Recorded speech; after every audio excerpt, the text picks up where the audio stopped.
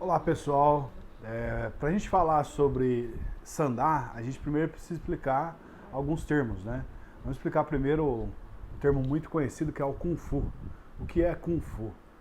Hoje na China esse termo já é reconhecido como luta devido aos filmes e a várias divulgações que veio com o Bruce Lee, com o grande cinema de Hong Kong, né? Mas esse termo, se você colocar Kung Fu nos dicionários chineses, ele vai aparecer simplesmente habilidade ou esforço. Mas esse termo, ele é usado para você fazer como se fosse uma característica.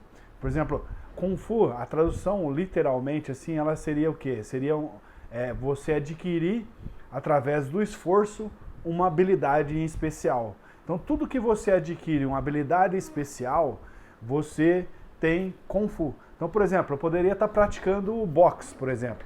Aí eu treino durante muito tempo, repito todo dia esses movimentos de boxe e eu ganho a habilidade em boxear. Então eu tenho Kung Fu de boxe. Isso poderia ser, por exemplo, fazendo um cozinheiro. Eu estou cozinhando, eu aprendi, demandou esforço, estudo, trabalho para eu adquirir habilidade e fazer uma boa comida. Se eu consigo fazer uma boa comida e eu tenho uma boa habilidade para cozinhar, eu sou um bom cozinheiro, então eu tenho bom Kung Fu. Isso é a maneira que veio da China. A mesma coisa é um músico.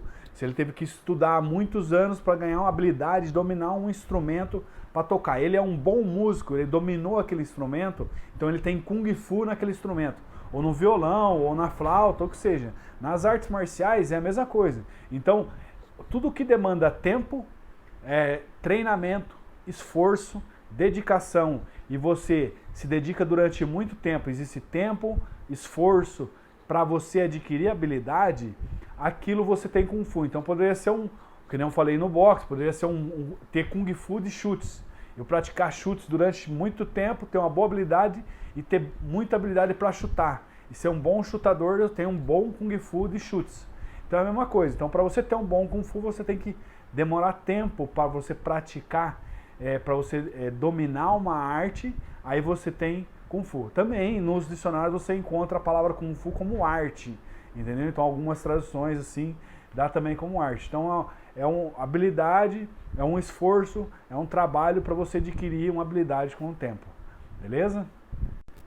O termo correto para designar artes marciais na China é o chamado Wushu, que significa literalmente arte marcial, e Guoshu, que Guoshu é nacional e Shu é arte, então seria a arte da nação.